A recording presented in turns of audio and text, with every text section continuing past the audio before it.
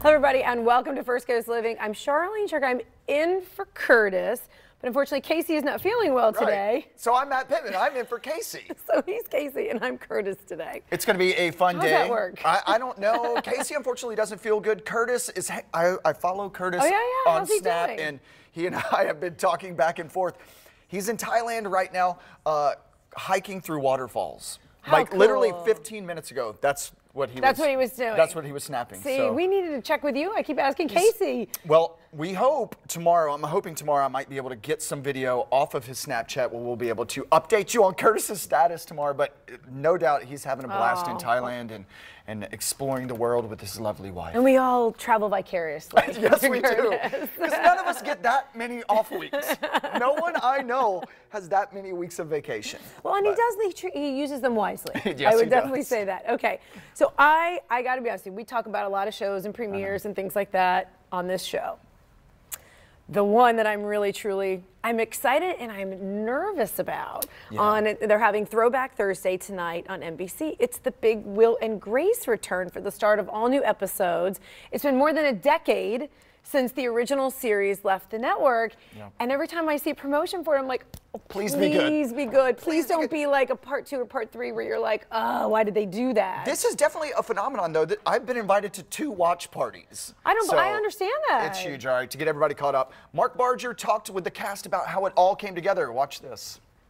Why does everything in there look 10 years old? When the Will and Grace cast reunited last fall, just you. It was momentous. The 4 of us had not been in the same room for 10 years. But the magical chemistry among the actors Oh, I forgot to ask, did you see Ryan Lochte get attacked on Dancing with the Stars? that made their original series a hit The idiocy came back very easily. turned their Get the Vote Out sketch into a viral sensation. Make America bueno again! After we finished, Megan immediately said, can we do this again? Can we do the show again? Why can't we do the show again? It didn't take long for NBC to say yes. You have to pinch yourself. You just can't believe that you're walking on the same stage with the same set and the same group of people. Nearly 20 years after Will and Grace first premiered, it's back for more. The weirdest thing about this whole thing is that it doesn't feel weird. They're simply coming home to the roles that made them stars. We want to love her, but she makes it impossible. Caitlyn Jenner. Of course. It was just funny to have these voices come out of us and realize how much it was second nature. We should just be what we've always been. A sad middle-aged lady. And Grace. Their voices that brought even more than laughs when filming started. Jim Burrows, our director, was crying. And Eric went over and said, Jimmy, are you all right? And he goes, yeah, I just haven't heard laughs like this in 11 years. Viewers get to hear those laughs again starting tonight. Mark Barger, NBC News.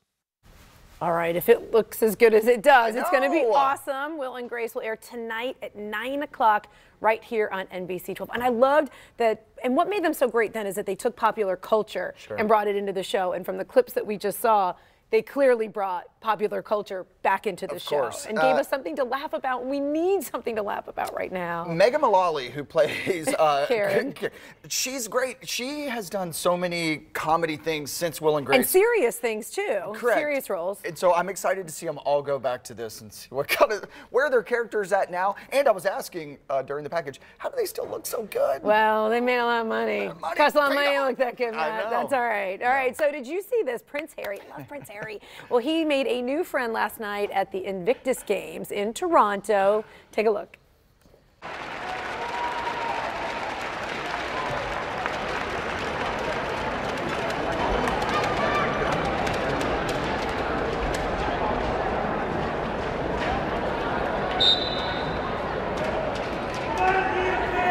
He gives in.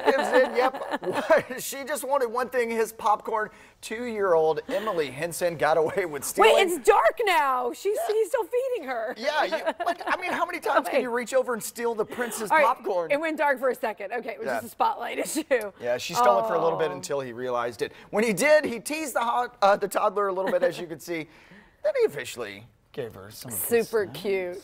I love it. That's adorable. All right. Invictus Games too. Definitely look up yeah. the Invictus Games. It's so cool what Prince Harry and his team has put together. So it's definitely one of those things you want to check out as well. All right. Well, he was the leader of an empire, to say the least. And an idol of mine, Hugh Hefner, the man who created Playboy magazine, has died at 91. Crazy. With a big smile on his face. There you Here's go. a look back at his life and his legacy. It's time for the guys and girls to get back together. Hugh Hefner was never far from female companionship or controversy. Hugh Hefner built his empire off of selling the idea that human sexuality is a commodity to be bought and sold. But by Hefner's own account, what he sold in his issues of Playboy magazine was sophisticated anti-Puritanism. That nudity itself is still big news in America, is good for business, but also says a great deal about how unsophisticated we are in terms of sex.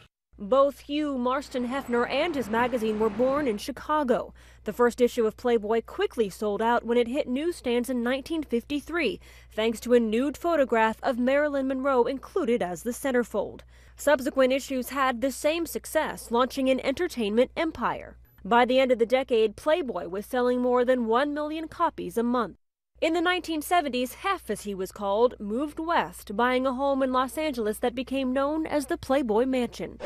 The wild parties at the mansion became notorious for their scantily clad guests and risque behavior.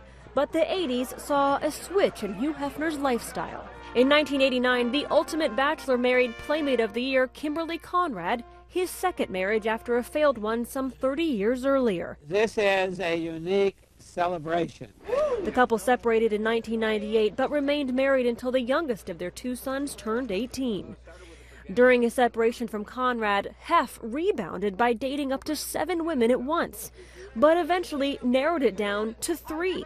And in 2005, the group starred in the popular reality show The Girls Next Door. The hit show relaunched Hefner's Playboy lifestyle to a whole new audience and made his mansion the hangout of a new breed of Hollywood A-listers. Hugh Hefner was a figure of unchecked hedonism and exploitation. To others, he was a window to the good life. But no one can deny that Hef left an indelible stamp on publishing and pop culture. It's nice to be remembered. Erica Edwards, NBC News. Wow. Well, and what's interesting, too, is now that he has gone and his family, I think his daughter is running the magazine, they've changed and they've taken out the centerfolds and they've taken out the nudity. That's right. Because they do say they want to reinvent themselves because now there's, unfortunately, that stuff is so accessible. How do we compete in a different marketplace? I was about to say the same thing. As someone who's 36, was a teenager in the What will you 90s, say? kind of pre-internet, he had a very influential effect. I think every young kid hunted for their fathers if they had their Playboy magazine or tried to sneak a peek, and it's iconic. It's in all these, up and coming growing boy movies about getting the. But I will tell you, one of my favorite movies, and when they said about the show, was House Bunny with Anna Faris. That's right. It's a great and movie. he was really in it, and it launched her career, and like they said, it introduced him to a whole other audience as well. Well, it's needless to say he lived a great life at 91. Yeah, I don't think he had any regrets. All right.